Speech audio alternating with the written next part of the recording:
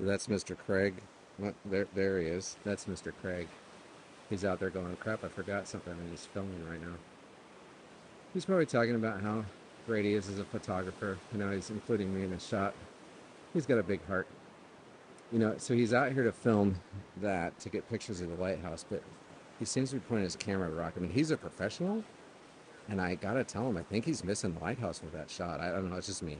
I think Chris is over there recording me, right over there. See him?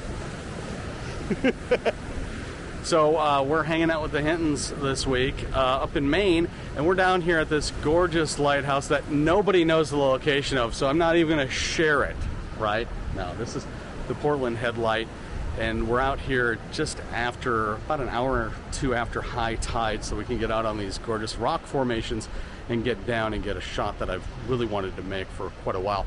We got some nice broken overcast clouds, if you can't tell in the video here. And with a 10-stop neutral density filter, as well as my circular polarizer on the camera, I'm able to slow down the wave action a little bit and get some nice cloud action as well.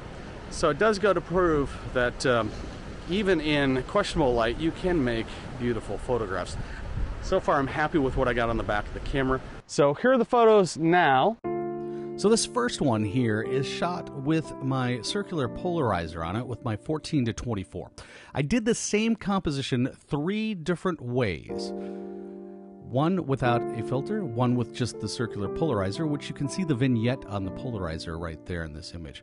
I think it made the foreground a little too grungy, so in post I had to go in and lighten it up a little bit. I like this image, but the polarizer didn't achieve everything that I really wanted out of it. Let me know what you think down below. I know I had the polarizer set right. I still have a little bit too much reflection, and you really can't see deep into that pool that's in the rock formation in the foreground.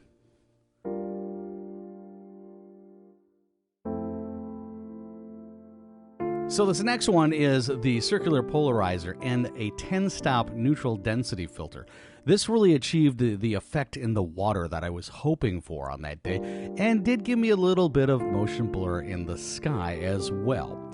I didn't finish post-processing this one all the way. I did take it into Lightroom and do some, enhancements, let's say. Brought the shadows up a little bit, took down the highlights a little bit. I like the way this image looks. I probably will go back and post-process it fully, taking out a little bit more of the warp on the lighthouse in the distance, and maybe cutting down the foreground. Here again, the pool in the foreground, you really couldn't see into it even when I was out there, and it was probably the angle of the sun was right above me because it was almost midday. Let me know what you think in a comment down below. This last shot of the same composition is done with no filters. This was the first frame that I actually shot. I don't know why I did the order this way, don't ask me. So this has no filters on it. This is just a raw, unfiltered photograph. I actually like this one the best.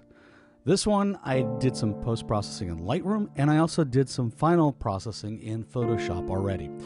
I decided I liked the square crop a little bit better because it took out some of the distracting elements in the foreground. I felt that the foreground of this non-filtered image was a little too strong, and it took away from the subject, which is truly that lighthouse off in the distance there.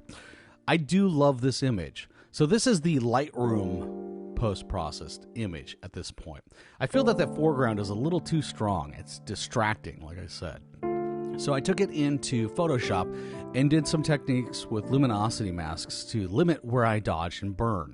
I was able to dodge out that foreground to bring it down so it wasn't as distracting. Let me know which one you like the most. The non-filtered, which is shot number 3.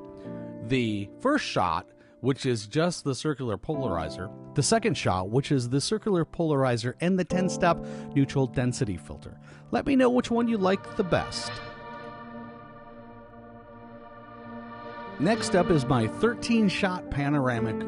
I wish that I would have gotten a little bit more width in this pano, top to bottom. There's a little bit of foreground that's missing, some wave action in the foreground. That would have been really cool.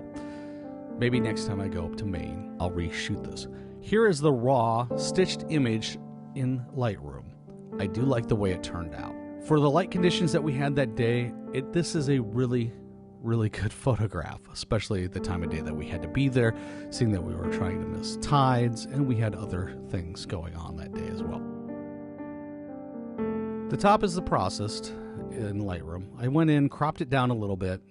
I didn't do any filling of elements. I just cropped down slightly to get the image that I want. That's why I tend to overshoot.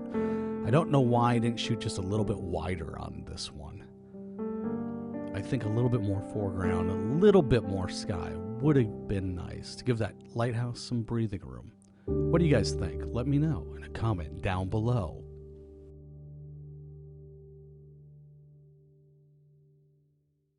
Shelley's right next to me doing a panoramic. Hi. So we'll go over that as well. And this is Shelley's panoramic. This is what I'm talking about by having a little bit more width top to bottom in my pano. She was able to get both lighthouses in here and some of the wave action in the foreground. Every one of Shelley's photos is a little bit better thought out. I know that I get too hung up on making sure that I've got something for video, not just making the photograph that I intend to. Some friends have pointed out that maybe what I need to do is visit the location twice, get my photographs, and then go back and film the video sequences that I need for these.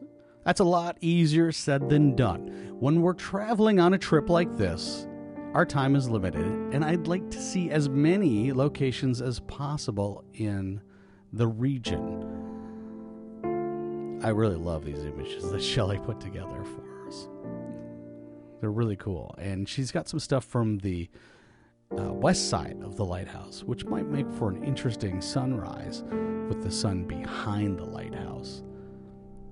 Another thing to try on another trip. I'd really like to thank Chris and Susanna Hinton from Hinton the Trail for inviting us up to Maine and spending the time they spent with us. It was a blast. We enjoyed every minute of it and look forward to doing it again in the future. I also want to thank Chris for giving us that little video clip at the beginning. It was really cool. He shot some other stuff that was behind the scenes that you're going to see here in a sec. He did that a few times during the trip that you'll see in some upcoming videos. And here we have the sure-footed Sherpa seeking the correct path for their photograph. Thank you so much for watching, and we'll see you next time.